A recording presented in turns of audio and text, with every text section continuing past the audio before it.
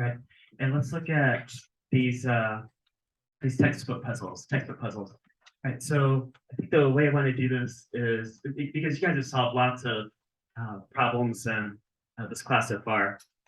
I guess kind of know how to solve physics problems. Okay. I just want to tell you guys how to think about the problem and help you set them up. So see, there's these three warm-up side exercises circled here.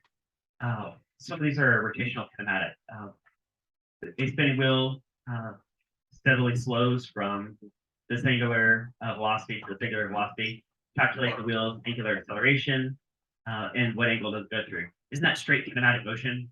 Like it's this does but the rotational equivalence, right? I mean, these equations are for linear, but you replace them with the rotational stuff. Like this could be theta, this could be omega, right? Time is still time, right? Right, so they gave you three of those things. Talk to those two. Now you do have to convert because notice it said revolutions per second. You don't want revolutions per second in your calculations. You want to convert that to what?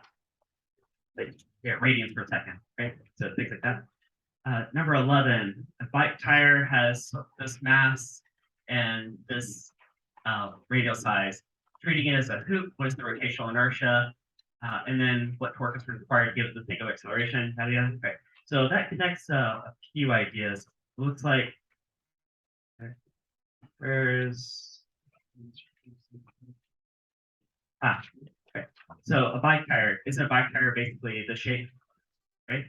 Okay. So if all the mass is on the outside, okay, so you have you can figure out what's the rotational inertia, right?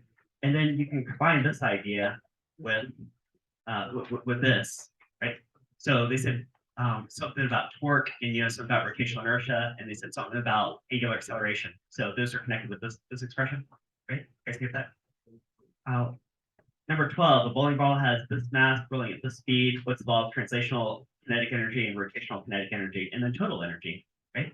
Can you guys do 1/2 mv squared and 1/2 I omega squared to get different types of kinetic energy, right? Translational is just in a straight line, right? And then rotational is like rotating.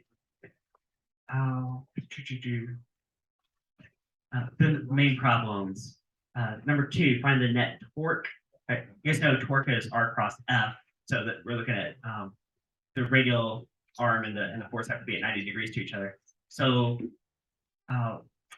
could you imagine like 3 wrenches, like got a wrench here, a wrench here, right? Different lever arms. Notice one of these is not, the angle it's pulling at is not actually 90 degrees to the radial arm. So you might have to bring in some like sine of an angle.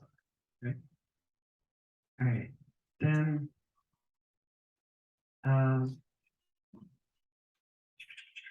okay. See, number. Let me cover at least a couple more with you guys, and then I'll let you guys work independently. And there's some problems on the back, but I might have to get to those later. So number 22, we got the hungry bear. We open up the solutions and blow up a bit. Okay. So they got this hungry bear walking along this beam. The beam has some weight. The bear has some weight. There's like this basket of goodies that has some weight at the end. This whole thing wants to pivot, to rotate. Okay? But there's this tension holding everything in place. And they tell you the maximum tension before the rope breaks and how far, and the question is how far out can the bear walk, right? What's this distance X before, right? Because you guys can imagine as the bear walks to the right, the tension builds up more, and this support force from the wall would get less, right? Does this look like Paul Hewitt and his friend back in the day, like walking back and forth along that scaffolding, right? Now it's the extra trick of there's some kind of trigonometry relationship going on here because this string is not pulled straight vertical, right? The rope's not straight vertical, right? So there's a little bit of trigonometry there, right? But I bet if you have like a system of equations, right? Here we go. Okay. Here's a simplified version of this, right? That's very similar to your lab yesterday, right? It's going to come down to some version of this system of equations where the sum of the forces in the y direction is 0. Okay. Now, in this case, also the sum of the forces in the x direction goes to 0, right? I forget if that ends up being relevant to help us solve this problem, but is it true that this tension is partly pulling to the left and the pivot point at the wall, right? There's some joint that can pivot here, right? But it's probably the wall like pushing back against this beam, and those two are balancing each other out also, right? So that is true. That's helpful to solve this problem at some point. Okay. But the other equation you need is the torque, right? The torque also has to go to 0. So pick a point as a pivot point.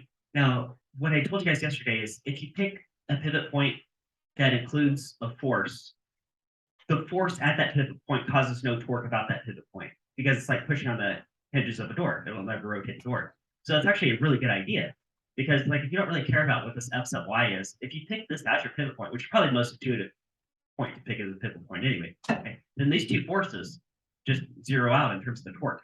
So you can solve like tension times sine theta be one of the forces that you care about that would be unknown, right?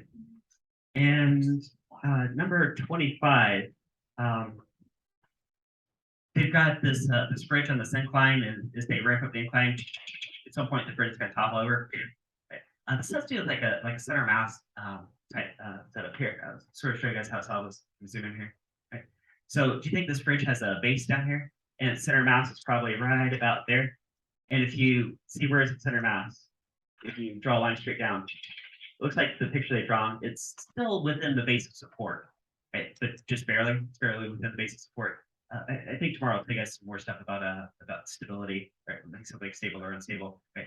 But as long as the center mass is over the base of support, you're okay. But if this angle goes probably 5 or 10 more degrees, then do you think the center mass might be like, here, if it rotates like this, center mass would be like not out, or it would be outside the base of support, wouldn't it? And that would cause the bridge to topple over. Okay. So this one actually ends up being straightforward, just trigonometry, but of course, I'll give you guys all the solutions. Right. So there's some more, but I might save some of these for tomorrow. You guys know tomorrow is like a long day, right? It's like regular, like Friday. Right.